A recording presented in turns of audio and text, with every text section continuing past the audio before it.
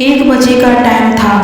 जब हम सब लोग इंतजार करके थक गए तो वो लोग नहीं आए तो हमने में से एक ने कहा कि चलो पानी पीकर आते हैं। मैंने उनसे कहा मुझे प्यास नहीं लगी, तुम चले जाओ। दोस्तों वो लोग उतर कर पानी पीने चले गए। दोपहर का समय था, सूर्य अपनी फुल तपन पर था।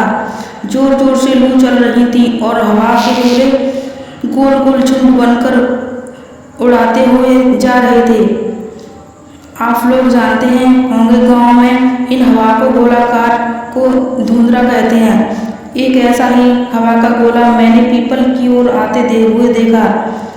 दूर उठाए हुए वो आया और पीपल के सारे पत्ते आवाज करने लगे, खर खर खर, और कुछ टूटकर नीचे गिरने लगे।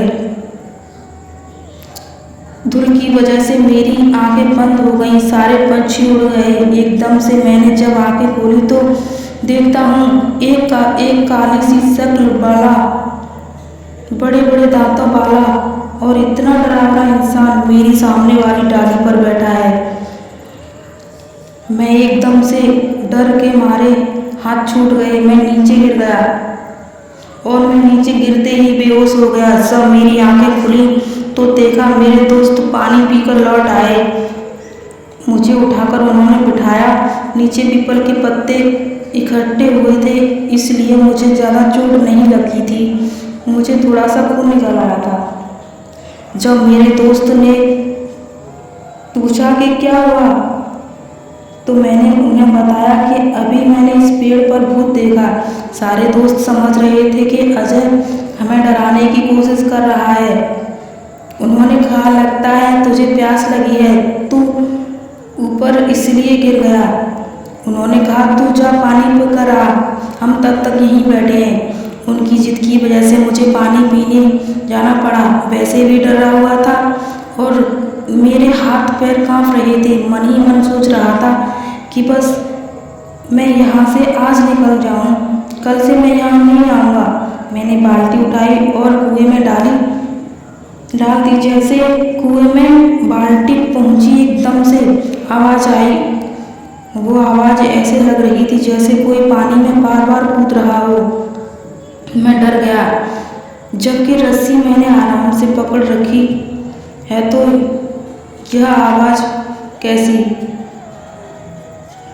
कुएं में झांक कर देखा, कुएं के पानी में वही चेहरा नजर आया। एकदम से मैं पीछे हटा।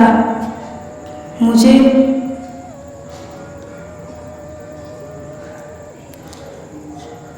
पीछे ऐसे टकराया कि तो मेरे होश उड़ गए और डर के मारे मेरे हाथ से रस्सी छूट गई।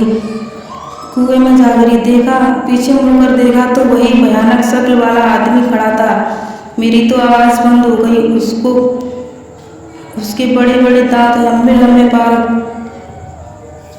दांत तो ऐसे थे जैसे साले ने कभी जिंदगी में मंजन भी नहीं किया हो। उसकी खाल जली हुई सी जैसे कोई जला हुआ इंसान।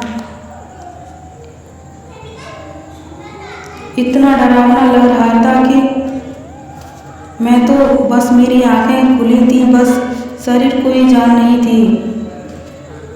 यह अब तक क्यों नहीं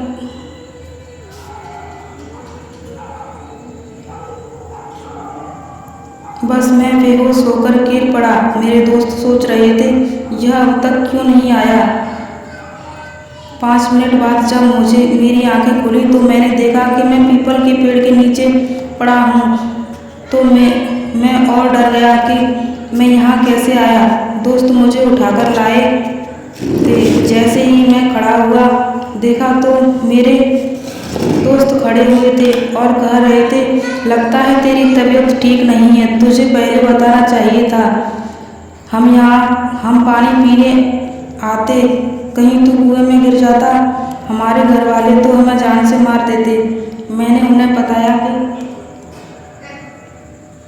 मैंने सचमुच यहाँ भूत देखा है। उन लोगों को विश्वास नहीं हुआ कि अजय, जो कि कभी भूत के बारे में बोलते ही वो कहता था कि भूत नहीं होते, मगर